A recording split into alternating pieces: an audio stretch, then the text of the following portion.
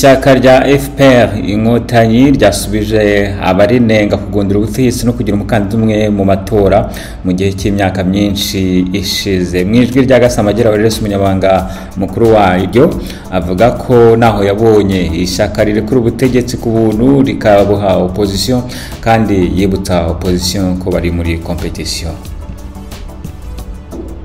Cyaze ngo tubaye bibwira ngo ngaho ni muze mama ni mukuri. Abo dukorera opposition, dukorera twebwe ibitekerezo byacu, imigambi dufitiye igihugu, ntabwo objectif yacu ari ukuvuga ngo reka dukuze abandi.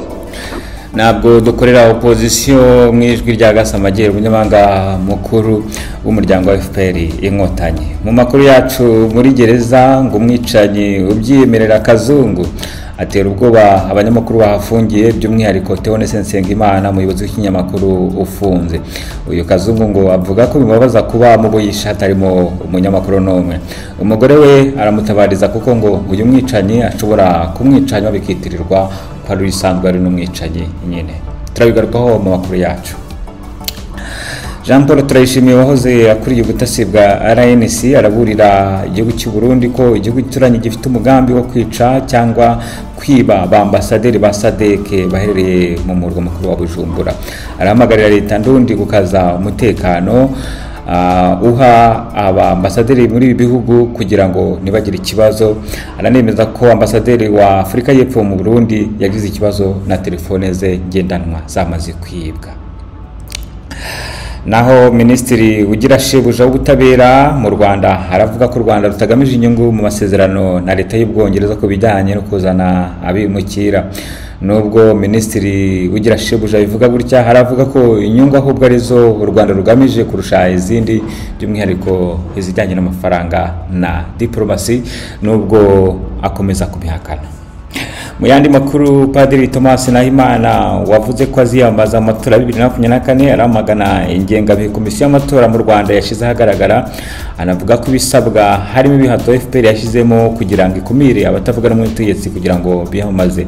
Naho Gasamagera Walesi asubiza avuga ko abanyarwanda bakwiye kwitondera uwo bazahitamo ndetse bakareba n'uzabazanira inyongera agaciro muri ayo matora.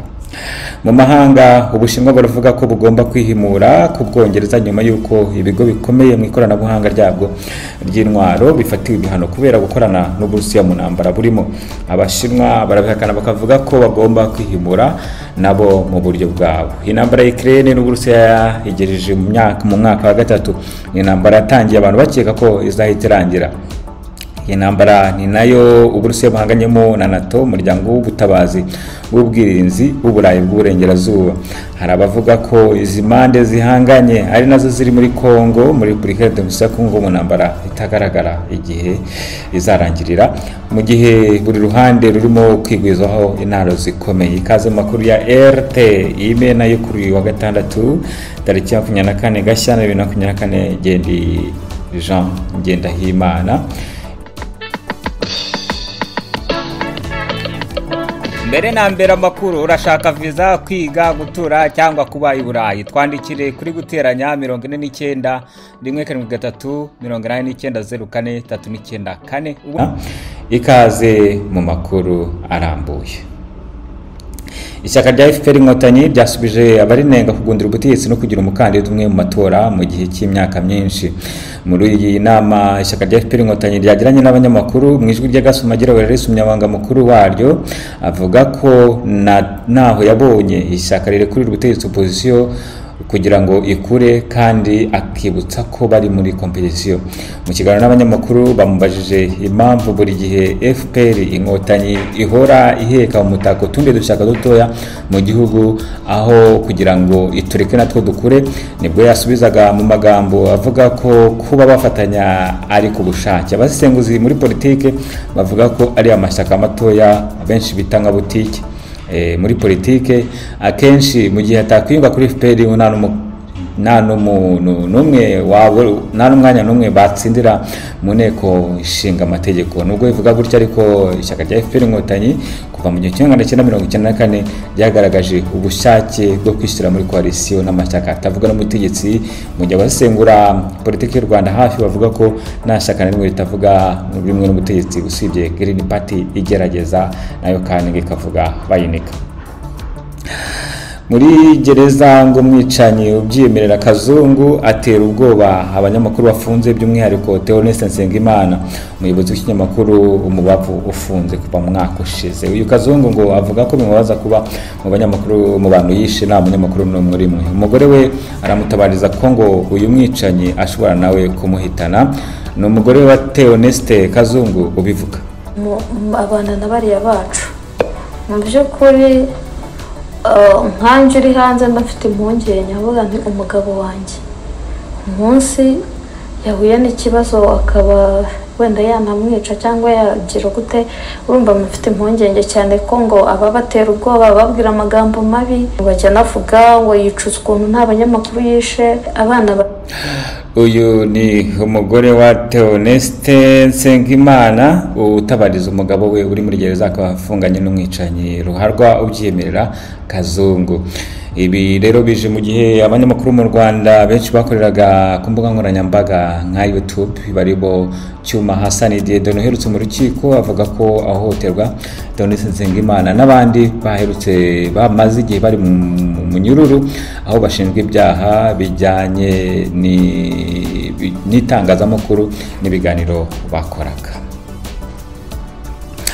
Amakuru yacu reka tuyakomeze. Jean Paul Turayishimiye wahoze akuriye ubutasi bwa ANC araburira igihugu cy'u Burundi ko igihugu gituranye gifite umugambi wo kwica cyangwa kwiba ambasaderi ba SADC mu murwa mukuru wa Bujumbura cyangwa Gitega.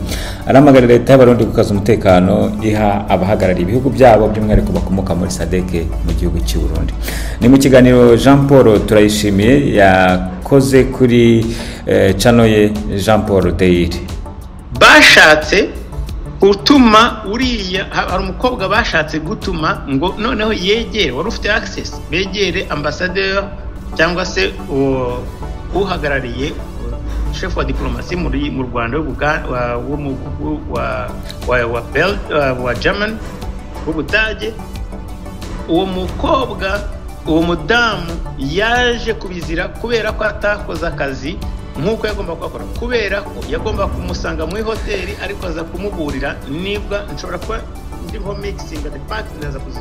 Jean Paul Turayishimiye niwe muri bo mwumva avuga kubijyanye nuko aburira inzego z'ubutasi z'u Burundi kugira ngo zite ku ambasaderi n'umutekano wabwo kuko ngo baba bageramiwe. Jean Paul anibutsa ko ibi igihugu gituranye akenshi gikunda kubikora iyo gishaka kumenya amakuru ajyanye na diplomasi ibihugu bindi bigitekerezaho.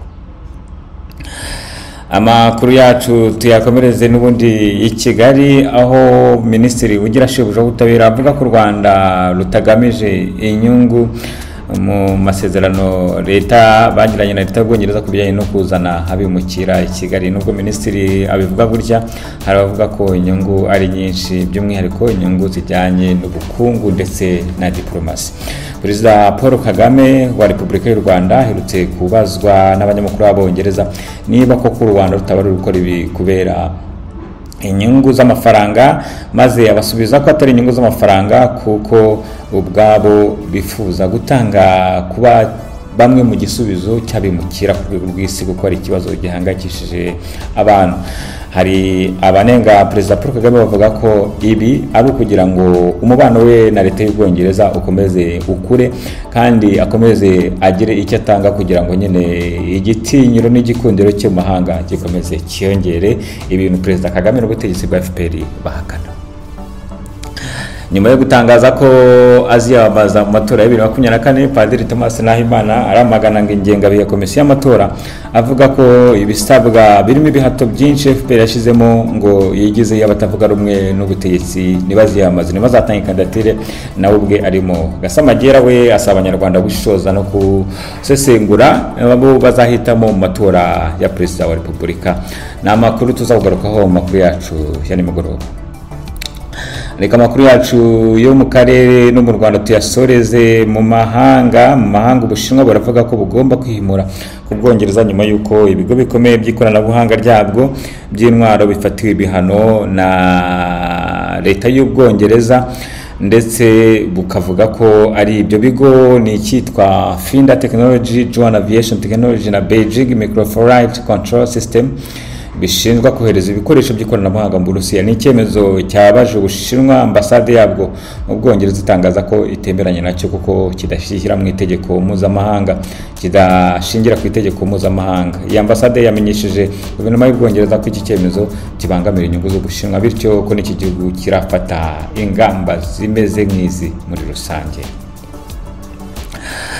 Intambara ya Ukraine n'Uburusiya igejeje imyaka 3. Ni intambara Abarusiya basa n'abahanganyemo na NATO, umuryango w'ubutabazi w'Uburayi w'ibihugu by'Iburengerazuba. Hari abavuga ko izi mande zihanganye ari nazo ziri muri Kongo mu ntambara itagaragaza igihe izarangirira, mu gihe buri ruhande ruri kwibikaho ibitwaro bikomeye.